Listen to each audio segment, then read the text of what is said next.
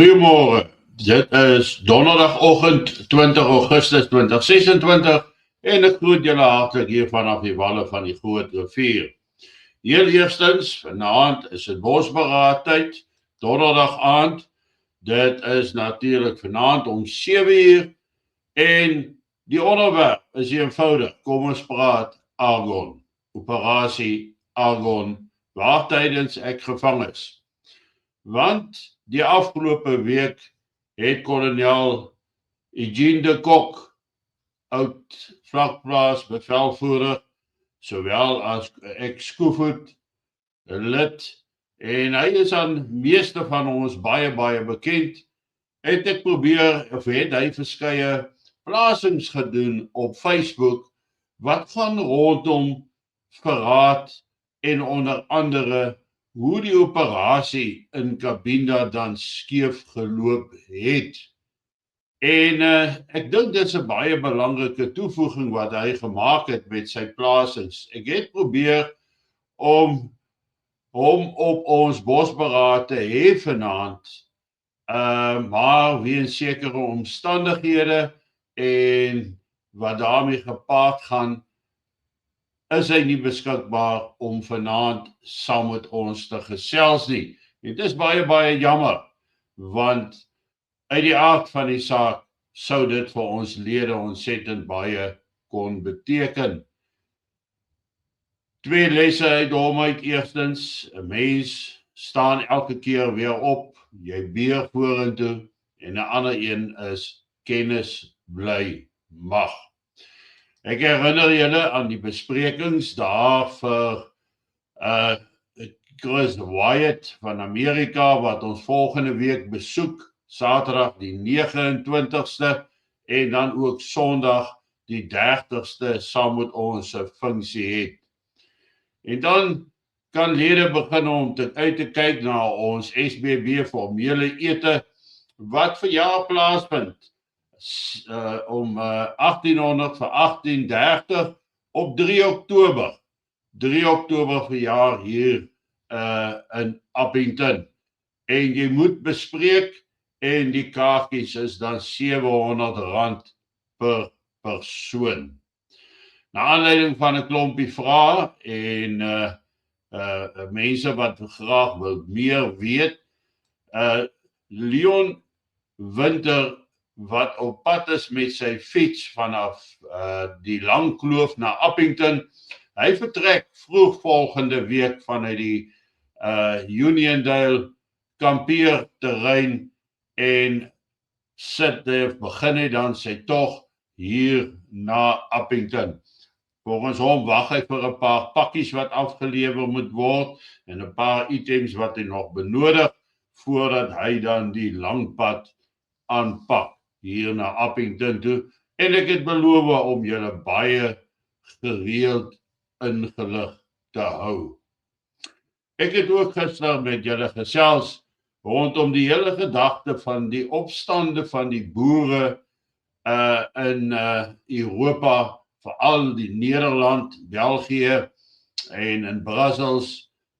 Die Franse boere wat ook in die proses bykom, en ek het 'n bietjie gewys na die onwettige immigrante wat instroom of die migrante wat instroom. En vandag wil ek net voortsit met die volgende stukkie wat vorendag is. The European Commission is no longer hiding its plan to destroy the European primary sector. There's no landbouw. Von der Leyen is now gutting the fishing industry by allowing fishing for only 27 days a year, a 79% reduction, while stripping our fishermen of 79% of their fishing days. She is also destroying livestock farmers and agricultural producers. Dan sê hierdie persoon, dit is tyd om wakker te word, hier kom hongersnood wêreldwyd. In dieselfde asem is daar nou ook stories van Britse boere wat ek net kyk daar, Britse boere wat £2,500 betaal word oor 'n tydperk van 3 jaar, is iets soos £440 per akker, amper sê ek nou hektaar, per akker, wat die Britse regering hulle vergoed, indien hulle geen voedsel plant nie, en indien hulle wel geplant het, moet hulle dit net so op die plase los om sleg te raak. Nou, hierdie boere aan wie dit aangebied is soos een man gesamentlik rig hulle 'n waarskuwing aan die res van die wêreld dat mense moet wakker raak oor wat aan die gang is, dat hulle 'n wêreldwye hongersnood tot gevolg wil hê sodat mense aan honger kan uitsterf. Nou dit klink vergesorg en dit klink so ongewoon, maar hoekom gebeur dit? Hoekom is dit dieselfde mense wat die boere se vermoëns in Europa, Amerika en hier in Suid-Afrika wil kortknip, die vermoëns om te produseer wegvat? Die feit dat daar nou 'n oorlog is wat veroorsaak dat daar nie genoeg kunsmis in die mag kom nie, kan 'n ou ook nou 'n vraag oor vra. Maar luister net 'n bietjie hoe naby plaas die situasie ons aan ongekende geweld. Luister na wat sê hierdie Ferguson. The pandemic, where there was videos circulating of people fighting over toilet rolls. Do you remember that? Yes. Yeah. Well, I mean, toilet rolls are one thing, but can you imagine if there are shortages on the supermarket shelves, what people are going to do? You know, about 20 years ago, the Times ran a piece. It was very interesting. It was quite unusual. MI5, which is a bit like your CSIS, MI5's the sort of internal security apparatus in the United Kingdom. They put out a piece to the Times. I think it was on the front page, and basically the commentary or the headline was something like, you can look it up, you can still Google it, I think. It was something like, Britain is 5 meals away from societal collapse. In other words, what they were saying in that article was that people's minds change, their brain chemistry changes when normally law-abiding people, decent people, if they miss or they cannot provide for themselves and their families for 5 consecutive meals, that something changes psychologically. They become predatory. They become willing to do things that most normal people would never consider doing. Okay, nou hoor jy mooi wat sê Jim Ferguson daar. Hy sê MI5, en dit is die interne veiligheidsbeen van die, kom ons sê die Britse intelligensiedienste, en waar hulle dan gesê het dat daar is net 3 maaltye tussen normaliteit en chaos. 3 maaltye wat op 5 maaltye wat jy mis. Maar oor die breë gesien is die meeste waarskuwings altyd oor 3 maaltye, maar Jim het nou gepraat van 5 maaltye. Hulle sê dat korttermyn ontwrigting soos storms, stakings, vervoeronderbrekings lei nie sommer tot massiewe geweld nie. Veral nie as mense weet dat herbevoorrading sal plaasvind die oomblik as die storm verby is of die krisis verby is nie. Want die meeste huishouding kan in elk geval vir 'n dag of 2, 3 op hun manier klaarkom om iets te produseer. Maar sodra die rakke leeg raak, aflewerings bly weg. Dit hou op. En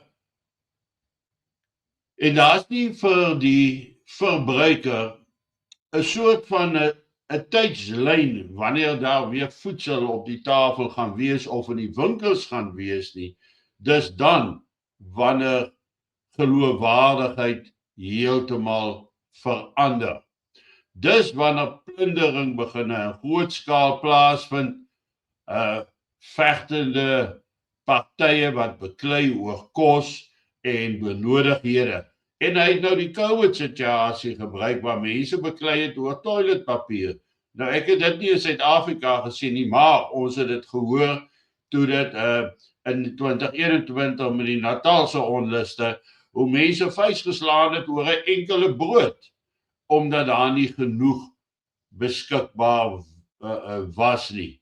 Nou, wanneer daar nie kos op die rakke is nie, dan sê hulle, as jy vir 3 maaltye nie vir jou en jou gesin kan sorg nie, en daar's geen oplossing vorentoe, 'n einde van die probleem in sig nie, dis dan wanneer die mens onmenslik raak.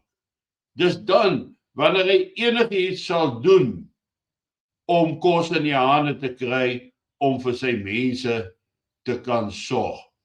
Nou dit is iets wat, plundering is iets wat ons nou al baie in Suid-Afrika gesien het. Plundering is iets wat jy nou in Amerika toenemend begin sien, maar dis net die een groepering wat plunder, want dis net die een groepering wat nie daarvoor wil betaal nie, maar dis nie as gevolg van die feit dat winkels leeggeloop het nie. So ons sien hierdie waarskuwing van Jim Ferguson en sy gespreksforum, dat wanneer daar nie meer vooruitsigting is vir die lewering van betroubare lewering van voedsel nie, dis dan wanneer die mens sy menslikheid verloor en enigiets sal doen om te oorleef en om vir sy familie te sorg en aan die lewe te hou. Nou, dis dieselfde waarskuwing wat ons gekry het daar uit Kosovo uit, destyds in die oorlog daar, dat wanneer die oomblik aanbreek waar jy moet oorleef en jy het nie die middele om te onderhandel tot oorlewing nie, dis dan wanneer jy niks het nie en waar bendegroepe beheer oorvat van alles en alle produkte probeer in die hande kry, steel, aanval mense, doodmaak om dit te kry. En ons is glad nie ver weg van die situasie af nie. Maar as ons kyk hierdie doelbewuste aksie van Europa, waar die Europese Unie hulle drakoniese maatreëls aankondig ten opsigte van boere en dan hulle veegetalle wat verminder moet word, die Britse boere wat betaal word om nie te boer nie, die vissermanne wat se kwotas gesny word tot absoluut op die been toe, is alles dinge wat gaan lei tot 'n wêreldwye voedseltekort. En wanneer dit plaasvind, sal daar dus 'n kunsmatige burgeroorlog uitbreek om kos in die hande te kry.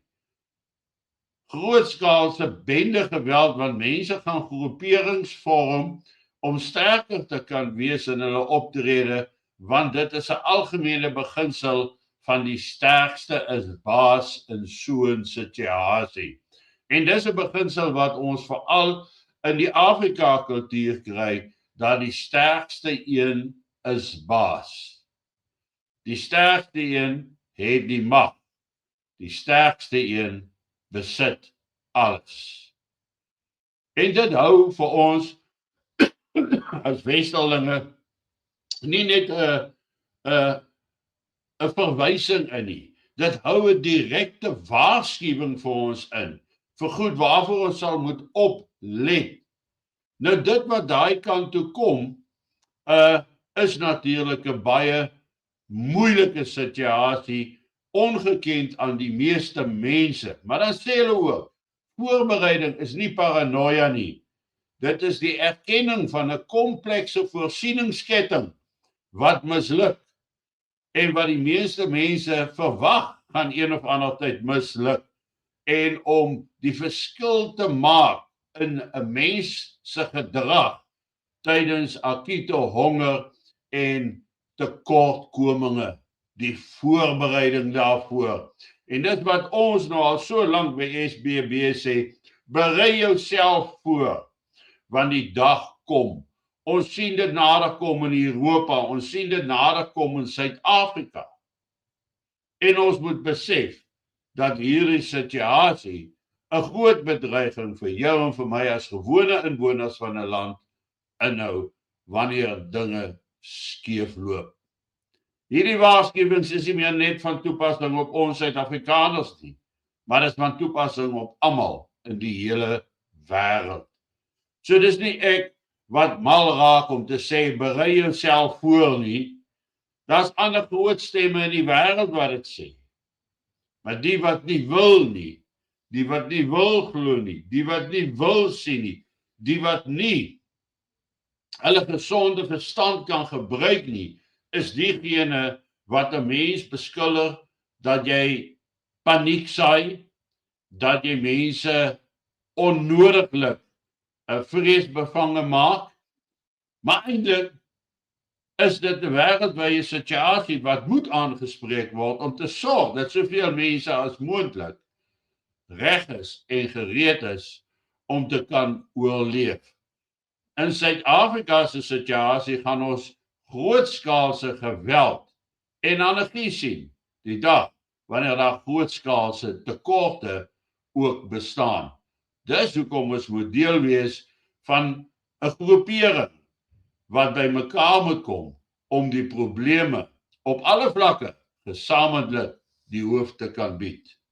Geniet vanoggend jou kondensmelk koffie en moenie vergeet om vanaand se bosberaad by te woon nie, waar ons 'n bietjie gaan gesels rondom van hierdie gedagtes wat Eugene de Kok op Facebook geplaas het. Mooi loop, lekker dag.